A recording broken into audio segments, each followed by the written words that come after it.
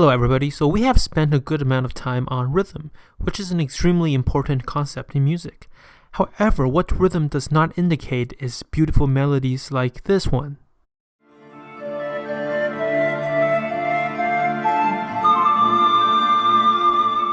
See, I can't detect any melody or tune from just rhythms, and that's why, unless you're a drum player, you must have to learn something called pitch.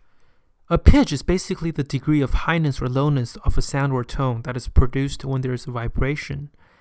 And the speed of the vibration measured in hertz determines how high or how low the pitch is. For example, if you hit glass with a fork, you are creating a pitch, a very high pitch in fact. Now, there are infinite amount of pitches that exist around us, but some of them sound very unpleasant like this one. And that is why in music, we have narrowed it down to very few selected pitches. These pitches are produced with instruments, including the human voice, through various ways. Brass and wind players generate vibrations through air to create pitches, and string players plug or bow strings to generate vibration. And of course, the smaller your instrument is, the faster the vibration, hence higher the pitch, and vice versa. On the piano, the higher you go, or to the right, the strings get shorter and you will end up with higher pitches. So, enough about the vibrations. Let's talk about what are these pitches.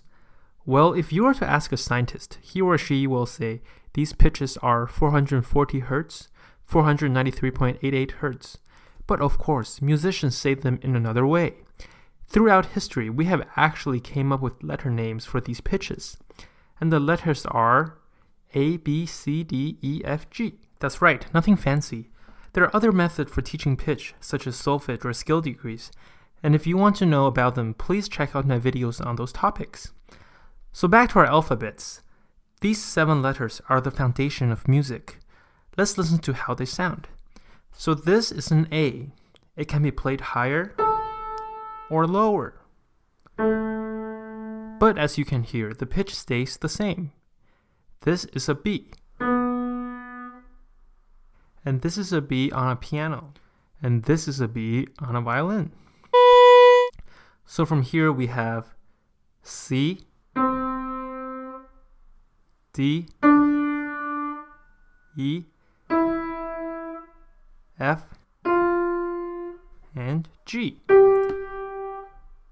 So the order of these letters is based on the highness of their pitch.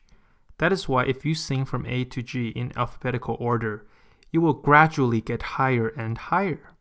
Now, say you start singing or playing from A to G. The note that comes after G will be A and the cycle repeats itself.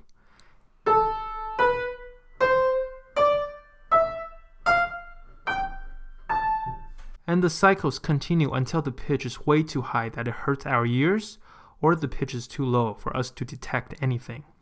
And if you go from this A to a higher A, or this B to a lower B, what you will end up with is something called an octave.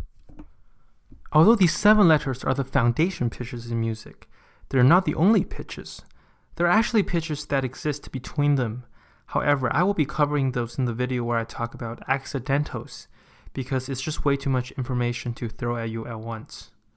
So just these 7 pitches can turn into so many genre styles of music is pretty impressive. I mean, after all, music is just a combination of these pitches doing different things.